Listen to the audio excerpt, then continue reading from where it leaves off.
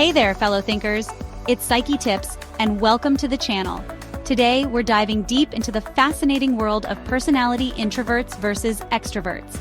Some of us get jazzed up spending a Friday night playing Stardew Valley solo, while others are out painting the town red. So, what's the deal with that? Is it nature, nurture, some weird combination of both? And more importantly, how do these tendencies affect our friendships, work lives, and romantic relationships? We're going to explore the science behind these personality types, debunk some common myths, and arm you with the knowledge to better understand yourselves and the people around you. So let's get to it. Where do you get your energy? All right, first things first, let's address the elephant in the room, or rather, the house party. Introverts, you know the feeling. That creeping sense of overwhelm that sets in after about, 5 minutes of being surrounded by people. It's not that you dislike people necessarily.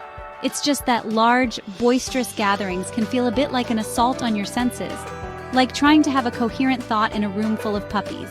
Adorable puppies, but still overwhelming. Extroverts, you thrive in these environments. Large groups give you life. You feed off the energy, the conversations, the sheer joy of connecting with other humans.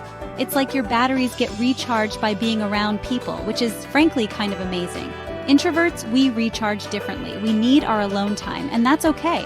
It's not that we're antisocial, we just have limited social energy. Think of it like a phone battery.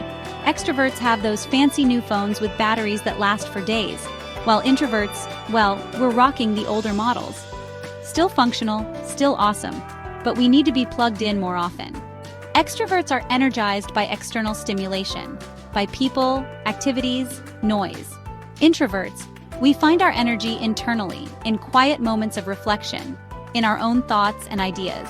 Neither way is better or worse, it's just different. So next time you're planning a hangout, consider your friend group. Maybe instead of a packed concert, you opt for a cozy board game night. All right, let's talk about communication styles because let's face it, we humans are a diverse bunch, and how we express ourselves can vary wildly. Introverts, you're often known for being the strong, silent types. But don't let that fool anyone, because beneath that calm exterior lies a mind that's constantly worrying, analyzing, crafting the perfect response. You see, introverts, you're natural-born listeners. You'd rather observe and absorb information before jumping into a conversation. And when you do speak, it's often with purpose. Your words carefully chosen for maximum impact. Extroverts, on the other hand, you're the verbal gymnasts of the world. You think out loud, bouncing ideas off of anyone who'll listen. Your spontaneity and enthusiasm are infectious, and you have a knack for sparking lively debates and discussions. But sometimes, in the heat of the moment, you might accidentally bulldoze over someone trying to interject a thought. Effective communication isn't just about speaking your mind, it's also about truly listening to and understanding the perspectives of others. And that requires a balance of both introverted and extroverted traits. The office space odyssey, cubicles, collaboration, and finding your flow. Okay, let's be real. Most of us have to spend a good chunk of our lives in some kind of work environment. And whether you thrive in a bustling open-plan office or find solace in the quiet solitude of your noise-canceling headphones, understanding your work personality can be a game changer. Introverts, you often shine brightest when given the space to focus and concentrate. You're the architects of innovative ideas, the masters of deep work. Give you a challenging project, a quiet corner, and maybe a really good cup of coffee, and you'll move mountains. But the constant buzz of a busy office? Yeah, that can be a recipe for distraction disaster. Extroverts, you thrive in environments where ideas are exchanged freely, where brainstorming sessions are lively and energetic. You're the kings and queens of networking, building relationships with colleagues like it's an Olympic sport.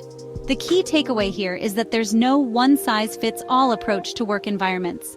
The ideal workspace should cater to a diversity of work styles, providing both quiet spaces for focused work and designated areas for collaboration and interaction. Understanding your work personality can be a game changer. To ponder or to plunge, navigating the decision-making maze. Let's be honest, life is basically a never-ending series of decisions, big and small.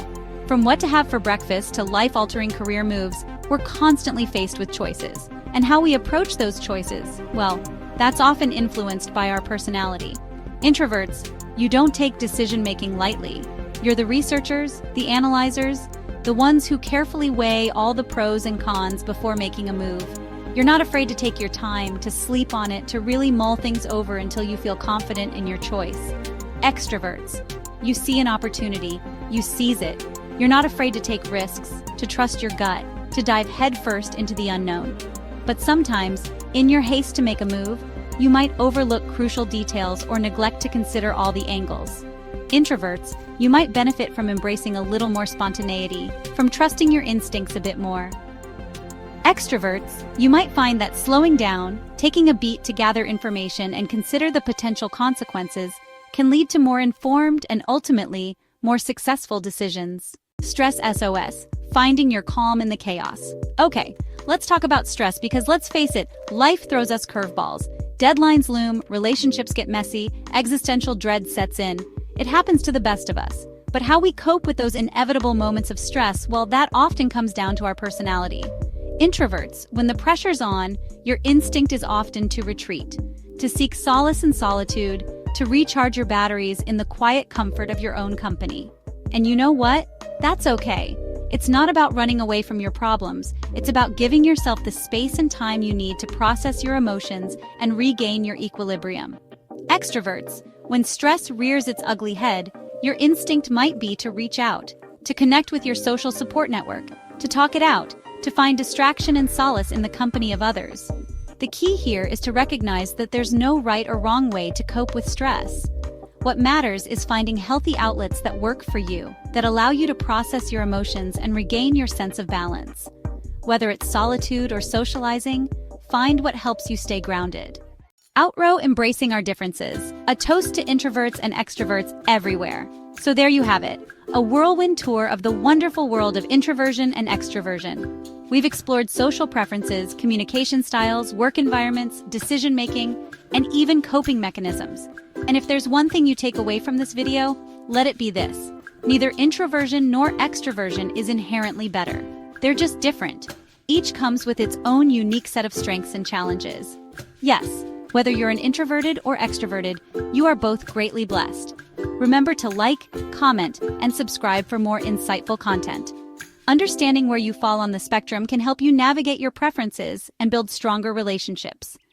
Disclaimer: this content is purely for information and education purposes only. If you're experiencing mental health challenges, please consult with a licensed therapist, counselor, or healthcare provider.